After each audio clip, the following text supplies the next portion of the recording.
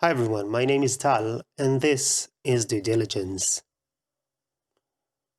When atheism becomes a part of someone's worldview, they typically change their positions on other issues like abortion, sexual morality, and a number of other things. But even if you didn't become an atheist just so you could sin, and I believe you, do you at least understand why those moves could send that message to people who might say that to you?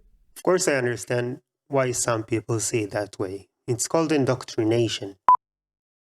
Sorry for jumping in like this. Um, it's just that I'm editing this video right now, and I realized that I may have been a bit overly charitable while listening. I answered this question as if it was asking if we can see how people might come to the conclusion that the only reason why people are atheist is because they just want to sin. But the question is much more accusatory, and it really removes any responsibility from the people who actually get to this conclusion.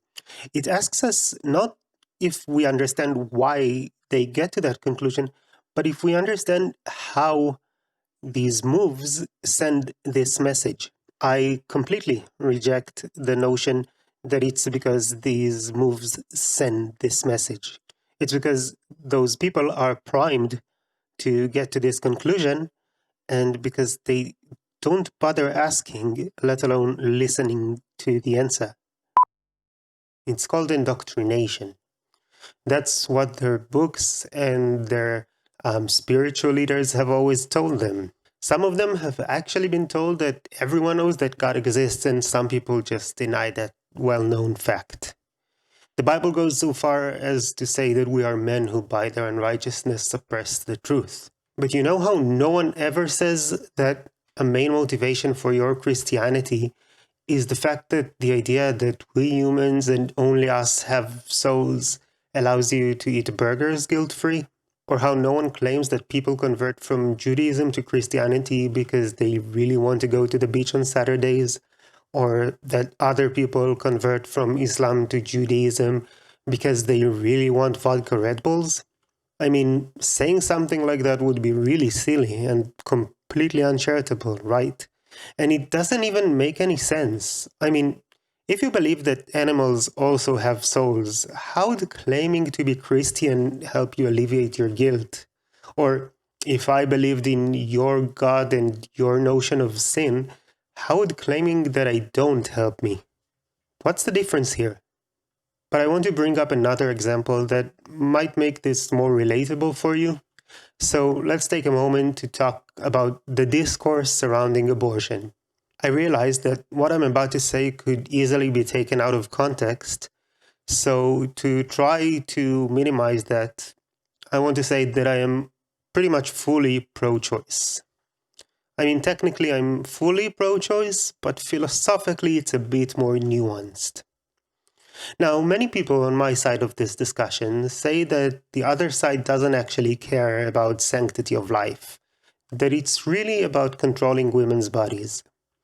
And to be honest, I think that there's a point there, that this position is even often spot on, but not always. There are some pro-lifers that I think are actually genuine. I actually believe that some people see a fertilized egg as a baby. I don't get it, but I believe them. And that because of that, they can't see how anyone could be okay with ending its development, because to them, it's a living person. I believe them when they say that they feel that it's no different from killing a breathing child. I think that many people on my side don't even see this as an option. To us, it's impossible to think of a 6-week-old embryo as a person. So it's easy for us to conclude that the person trying to stop us from terminating it doesn't see it that way either. And if they don't, then this non-person's life can't really be the reason why they're trying to keep this blob of cells alive. There has to be another reason.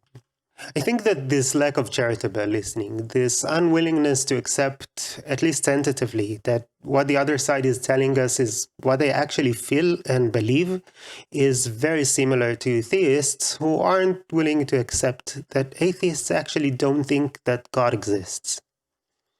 Now again, in hopes of getting fewer negative comments from those people that I actually pretty much fully agree with, I am still very firmly pro-choice. The fact that I believe some pro-lifers doesn't mean that I agree with them.